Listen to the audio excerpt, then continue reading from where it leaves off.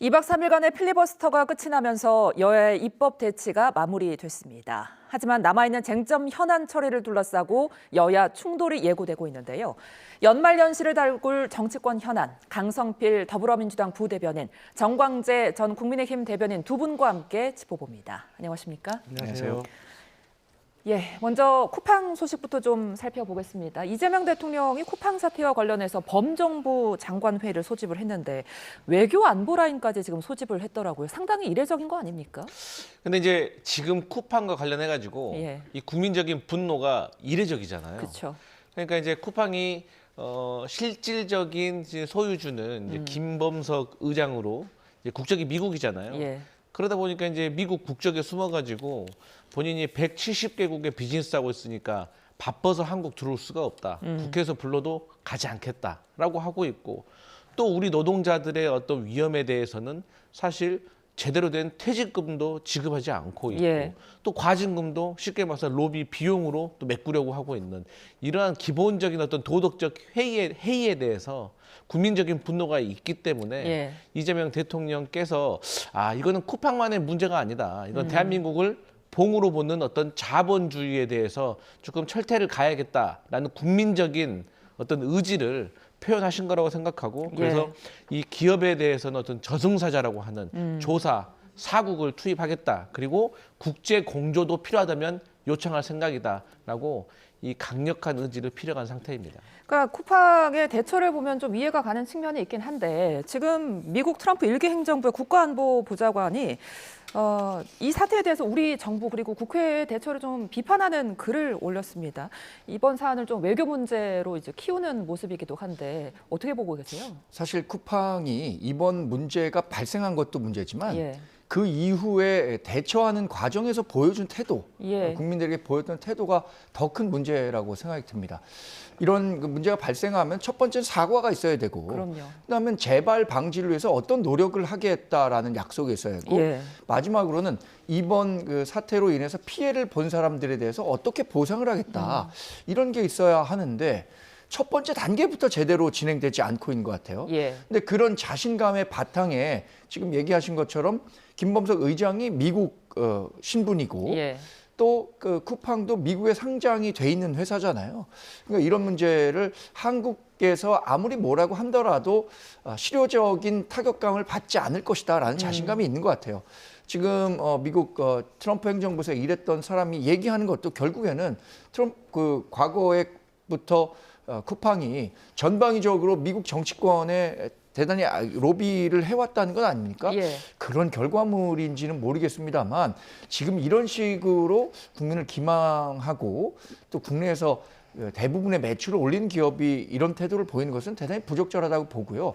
외교 문제로 비화될 사안까지도 아니라고 봐요, 저는. 사실 쿠팡이 어떻게 대응하느냐에 따라서 한국 정부의 징계 수위도 달라질 거고 국민들이 느끼는 감정도 달라질 거기 때문에 예. 결국 쿠팡 본질의 문제라고 봅니다. 예. 자, 이런 상황 속에서 어쨌거나 국회 과방위에서 쿠팡 사태와 관련해서 오는 30일, 31일 이틀간 연석 청문회를 의결을 했습니다. 그런데 지금 국민의힘 의원들이 의결에 참석을 하지 않았거든요. 국민의힘 입장은 좀 다른 겁니까? 국민의힘은 사실 청문회가 아니라 예. 국정조사하자라고 요구하고 있는 겁니다.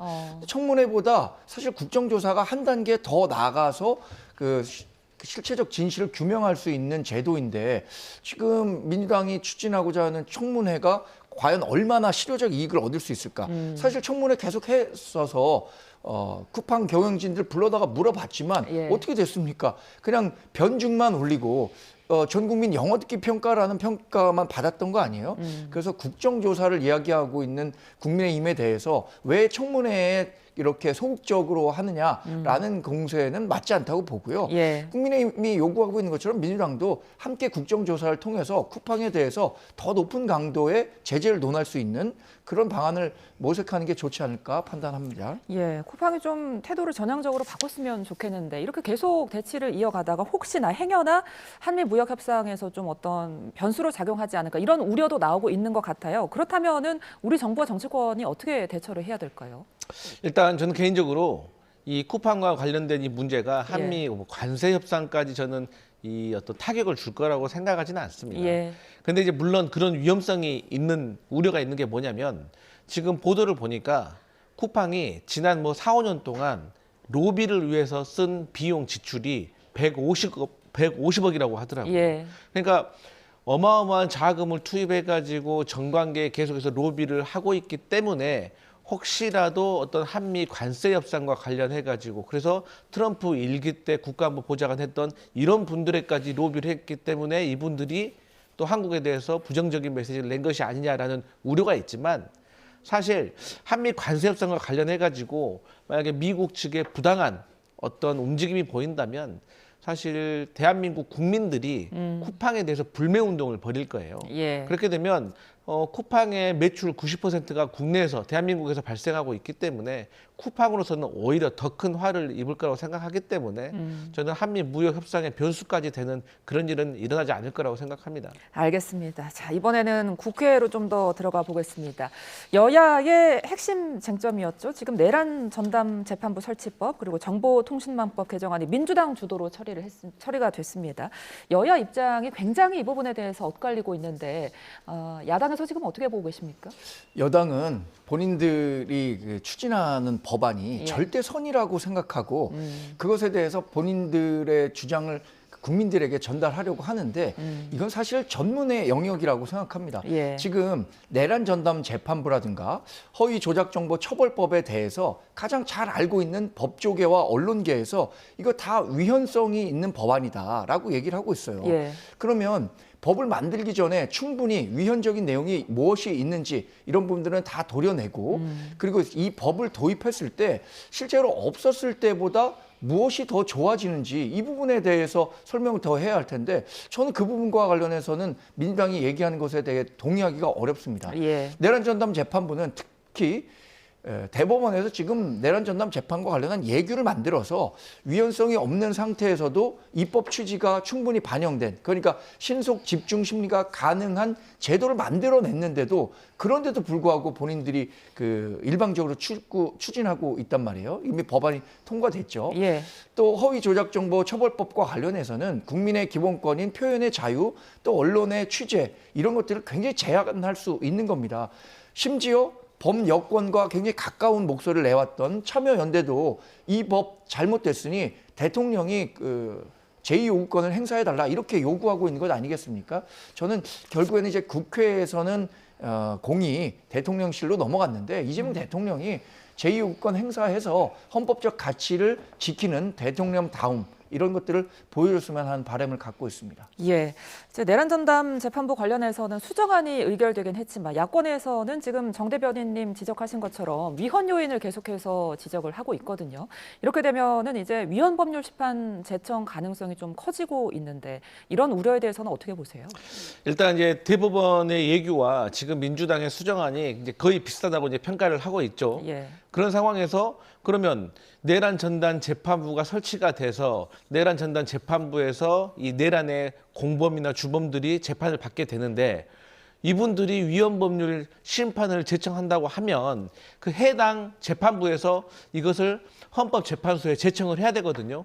근데 본인들이 내란 전담 재판부인데 본인들이 잘못됐다고 헌법재판소에 제청한다는 게 앞뒤가 맞지가 않잖아요. 그렇기 때문에 저는 그 재판부 항소심 재판부에서 이 헌법 그 재판소에게 이 위헌 법률 제청을 할 가능성은 매우 낮다.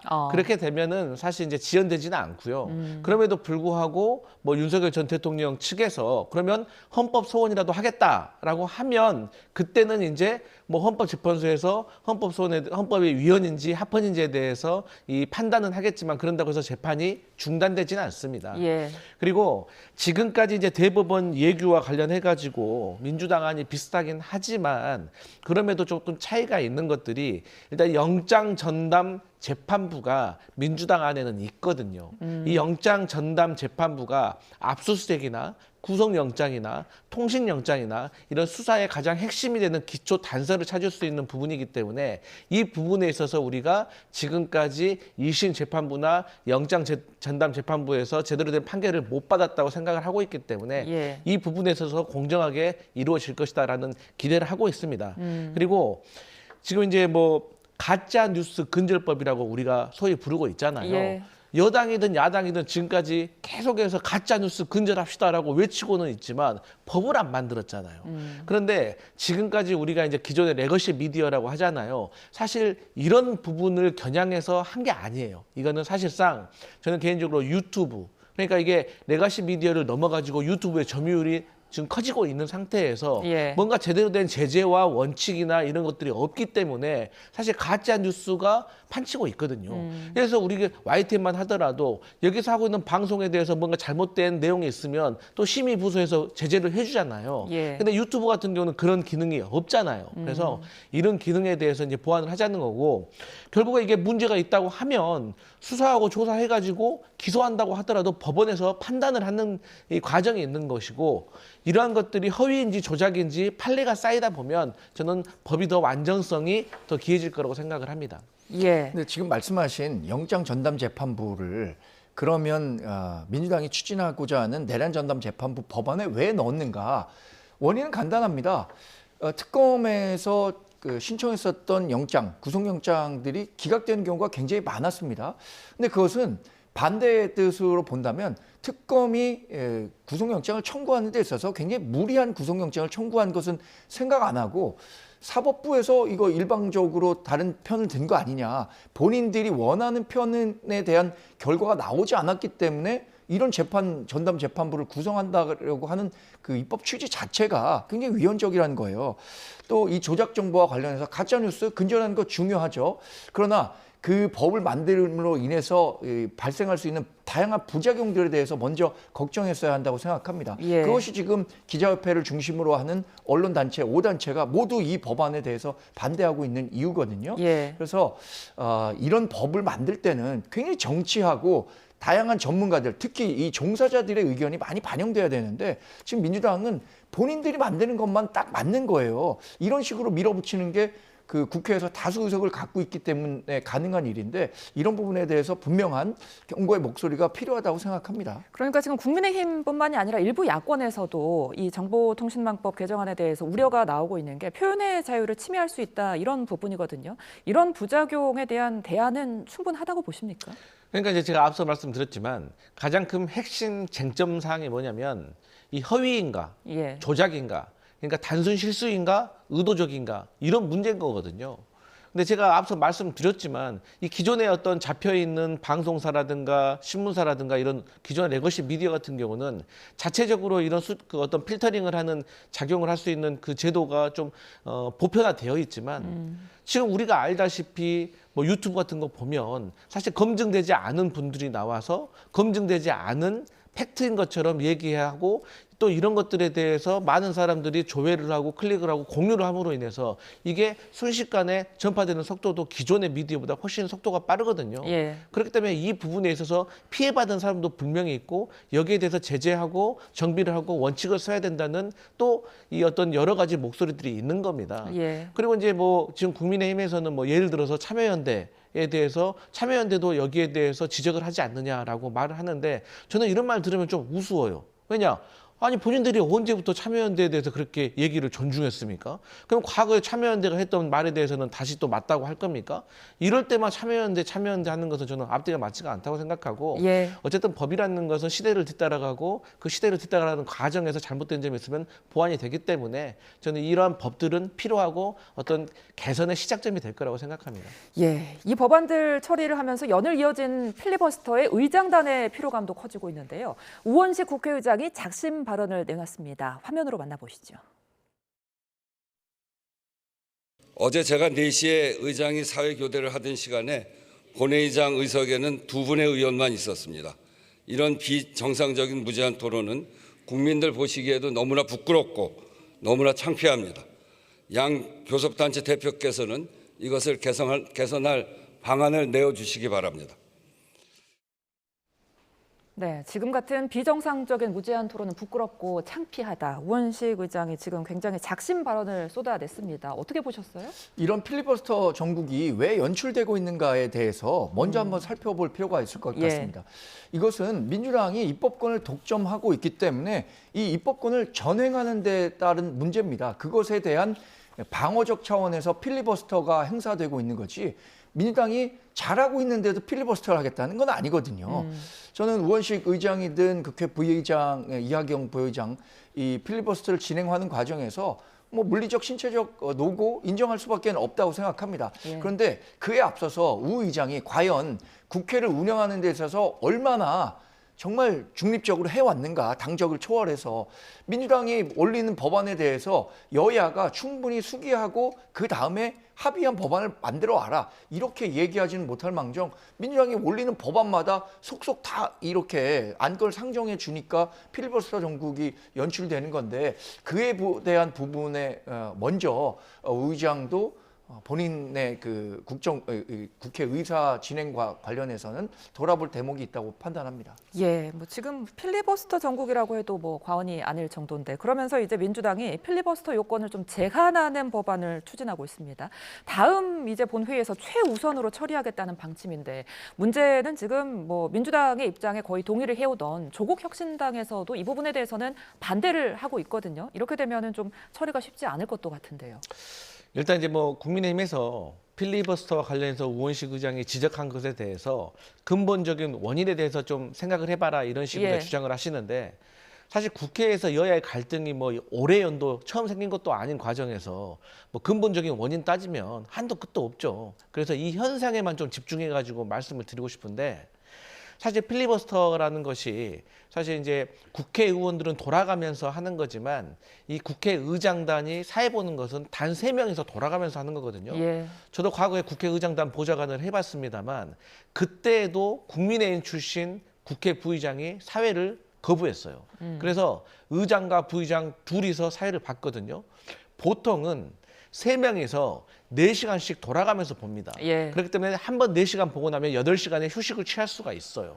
그런데 주호영 국회 부의장이 빠짐으로 인해서 서로 4시간씩 주고받는 거거든요. 우원식 국회의장이 57년생 68세, 이하경 국회 부의장이 54년 71세입니다.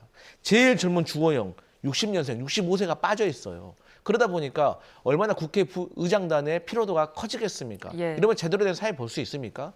좋습니다. 그러면 국회 부의장, 주호영 국회 부의장이 사회에 거부, 뭐 이게 옳든 그러든지 간에 사회를 거부할 수도 있습니다. 잘못됐다라고 하면. 그렇다고 하면 최소한도로 국민의힘 소속 현역 의원이 필리버스터 할 때는 사회 봐야 될 거 아닙니까?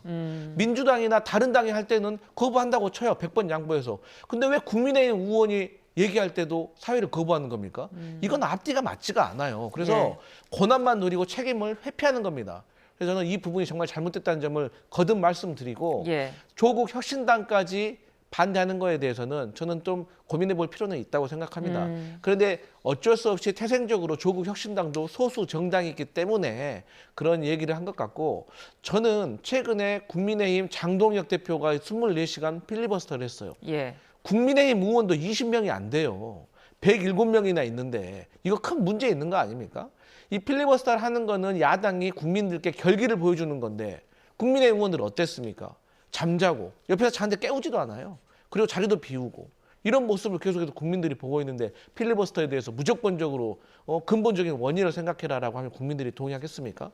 그래서 저는 여야가 앞으로도 이 필리버스터와 관련해 가지고 더 많은 좀 개정이 좀 필요한 것 같은데 예. 어쨌든 지금까지 보여준 야당의 필리버스터에 대해서 국민들이 동의할 수 없기 때문에 민주당이 이 필리버스터에 대해서 제한을 할 수밖에 없다 이런 말씀 드립니다. 이 부분과 함께 이제 우 의장이 또 한 가지 비판을 했던 게 본회의에 부의된 법안이 수정 의결된 것도 이게 몹시 나쁜 전례다 이렇게 비판을 했거든요. 이 부분은 어떻게 보세요? 아니 이런 전례를 만들지 않으려면 본인이 상정을 하지 않으면 돼요. 그런데 본인의 권한은 그냥 그대로 뭐 프리패스 하는 것처럼 자동문처럼 열리게 해놓고 예. 이렇게 하지 말라라는 식으로 얘기하는 것은 본인의 그 책임을 망각한 일이라고 생각하는 것이고 사실 이 법을 만드는 데 있어서 절차는 굉장히 중요합니다. 법안 소위 만들고 상임위에서 만들고 법사위 통과해서 본회의까지 오는데 그 과정에서 본인들은 그냥 고치고 싶은 부분이 있으면 얼마나 이제 그 졸속으로 만들었냐 그거를 그대로 보여주는 대목이라고 생각해요. 예. 그래서 상임위 과정에서 지적된 문제들에서 다시 상임위에 가서 그러면 논의할 생각을 안 하고 이거 시간이 급한 문제니까 이 정도쯤은 고쳐서 올려도 국회의장이 받아줄 거다. 라고 생각하니까 올리는 거 아닙니까? 저는 지금 법을 만드는 절차에 있어서 민주당이 너무나 쉽게 생각하고 있는 것 같고요. 결국 이 법이 한번 만들어지게 되면 법을 다시 만들기는 굉장히 어려운 일이에요. 더군다나 민주당이 국회에 다수 의석을 갖고 있는 상황에서 이 법에 따른 부작용이 많이 속출한다고 하더라도 본인의 자기 부정이 되기 때문에 이 법 다시 고치기가 어려운데 처음 만들 때 잘 만들 생각을 안 하고 시간 급하다고 또 본인이 원하는 방향으로 만들고 싶다고 해서 이렇게 밀어붙이는 태도는 분명한 문제가 있는 거죠. 예, 지금 법안 처리 방식은 여야를 떠나서 국회가 좀 모두가 좀 되돌아볼 문제는 많은 것 같습니다. 자, 끝으로 이제 통일교 특검 이야기도 좀 해보겠습니다. 통일교 특검에 여야가 가까스로 이제 합의를 했는데 다시 좀 부딪히는 모습입니다. 특검 추천 방식을 두고 입장차가 좁혀지지 않고 있는 거죠? 그래서 이제 제가 처음에 국민의힘이 특검합시다라고 했을 때 자주 들었던 말씀이 뭐냐면 이게 특검을 추천하는 방식, 특검의 수사 범위를 두고 야당끼리도 협의하기가 좀 어려울 것이고 나중에 여야 간에 합의하는데도 시간이 상당 부분 걸릴 것이다. 이거는 그냥 단순한 우려가 아니라 지금까지 특검의 역사가 그랬거든요. 그 과정 속에서 이미 국수본의 경찰 수사는 상당 부분 이루어질 것이다. 그렇기 때문에 아마 협의가 될 때쯤이면 수사가 거의 됐을 테니 그 수사의 결과를 보고 하면 될 것 같다라고 했는데 여지없이 하는 걸 보면은 어떤 협의가 잘 되지 않아요. 그런데 제가 궁금한 점은 어떤 추천을 누가 하느냐, 범위가 어떠느냐에 대해서 논쟁을 하는 것은 지금까지 있었기 때문에 이해할 수가 있어요. 그런데 국민의힘에서 갑자기 이 통일교 관련된 특검을 패스트트랙에 태우자는 거예요. 근데 패스트트랙은요, 이 원래 소관 상임위에서 180일이 걸릴 수가 있고 법사위에서 90일, 본회의에서 60일, 총 330일 정도까지 늘어질 수가 있거든요. 그래서 말이 패스트트랙이지 슬로우 트랙이란 말도 있어요. 그런데 이걸 갑자기 국민의힘에서 주장을 하더라고요. 근데 국민의힘의 최보위원 대변인은 패스트트랙을 주장을 하는데 또 박성훈 대변인은 또 패스트트랙은 또 아니라고 하더라고요. 그러니까 국민의힘 안에서도 지금 패스트트랙을 하냐 마냐를 두고 아직 결정이 안 된 것 같아요. 이런 상황인데 어떻게 여당과 야당이 후보 추천을 어떻게 하겠느냐, 수사 범위는 어디까지 하겠느냐가 이게 조율이 되겠습니까? 그런데 저희 민주당이 이 후보 그 특검 추천과 관련해 가지고는 지금까지는 분명한 원칙 하나가 있는데 이게 대법원과 법원 행정처가 추천하는 것은 맞지가 않다. 그러니까 내란 전담 설치법 그 전담 재판부도 사실 대법원장과 법원 행정처를 신뢰할 수 없기 때문에 지금 시작된 건데 이 협상이라는 건 상대방이 받을 수 있는 걸 제안해야 되잖아요. 근데 저희가 받을 수 없는 걸 뻔히 알면서 대법원에서 추천합시다라고 하면 이건 협상하지 말자는 거죠. 그렇기 때문에 저는 뭐 저희 민주당 안에도 뭐 시민단체라든지 아니면은 조국혁신당처럼 민주당과 국민의힘을 배제하고 다른 야당이 하는 안도 있고 또 국민의힘과 민주당이 또 추천하자는 안도 있고 여러 가지 안이 있습니다. 그렇기 때문에 국민의힘에서도 자체적으로 좀 안이 좀 합의가 되면 좀 합의를 했으면 좋겠습니다. 근데 지금 이제 민주당에서는 헌재나 대한 변호사회 같은 제3자 추천 방식을 고려하고 있는 건데 이렇게 되면 국민의힘에서 좀 받겠습니까? 사실 지난 월요일에 민주당이 전격적으로 통일교 특검 수용하겠다라고 했었을 때 예상된 결과였던 것 같아요. 민주당이 당장 여론의 그 빗발치는 비판은 피하면서 시간을 벌면서 충분히 본인들의 페이스대로 가져갈 수 있다라는 판단을 했기 때문에 특검 카드 받아들였다고 봅니다. 이른바 침대 축구라고 하죠. 민주당 지금 침대 축구하고 있는 겁니다. 패스트트랙 국민의힘이 하자고 한 것은 적어도 그런 안전장치를 만든 상태에서 왜냐하면 하염없이 늘어지면 안 되니까요. 가능한 빨리 추진해보자라는 거잖아요. 근데 가능한 빨리 이르면 연말까지도 이 법안 만들자고 하고 있는데도 민주당이 이런저런 이유로 본격적인 협상에 임하지도 않고 있는 거예요. 대법원장 추천 특검은 과거에 전례가 없었던 게 아닙니다. 이미 4차례나 대법원장이 추천한 특검이 가동이 돼서 실체적 진실을 규명하는 데도 도움을 줬던 적이 있는데 지금 대법원 추천은 무조건 막 받지 못하겠다라고 얘기하는 것 자체가 이 특검 협상에 임하는 민주당의 진정성을 의심해 볼 수밖에 없다고 생각하고요. 갑자기 또 헌법재판소가 나왔어요. 근데 헌법재판소 지금 인적 구성이 어떻게 돼 있습니까? 지난번 뭐 탄핵 과정에서 얘기했었던 그런 것들은 언급하지 않겠습니다. 이재명 대통령이 임명된 이후에 헌법재판관들을 새로 임명하면서 민주당 성향과 가까운 분들로 구성돼 있다라는 평가 국민들께서 다 하실 거거든요. 그러니까 대법원장 추천 못 받는데 본인들과 가까운 성향의 사람들로 포진된 헌법재판소 추천을 통해서 하겠다라고 한다면 그럼 정말 민주당이 원하는 사람을 뽑겠다는 거 아닙니까? 또 하나 뭐 이런 대안이 나왔어요. 국민의힘 한 명 추천하고 민주당 한 명 추천하면 그 가운데 대통령이 뽑자. 그럼 누굴 뽑겠습니까? 민주당 추천하는 사람 뽑는 거 아니에요? 근데 특검이라는 게 권력으로부터 자유로운 수사를 하도록 보장하자는 건데 지금 민주당 추천 또는 대통령의 입김 강한 사람들로 구성된다면 그 특검 수사가 어디로 가겠습니까? 그건 예. 불보듯 뻔한 결과인데 예. 결국은 민주당이 정말 본인들이 원하는 결과를 만들어내기 위한 특검 카드만 받겠다라는 생각으로밖에는 읽히지 않습니다. 근데 제가 사실관계는 좀 바로잡아야 되는 게 예. 이 앞서서 대법원장이 추천했던 특검들이 4차례가 있었다고 했잖아요. 예. 근데 그 중에 하나가 이제 BBK 특검이에요. 이 특검 역사에서 가장 실패적인 사례예요. 왜냐? BBK 특검 당시에도 성과가 없었는데 후에 이명박 대통령 어떻게 됐습니까? 감옥 갔어요. 그렇기 때문에 이 대법원장이 추천하는 것은 맞지가 않고, 근데 이제 헌법재판소도 저는 맞는지는 잘 모르겠습니다.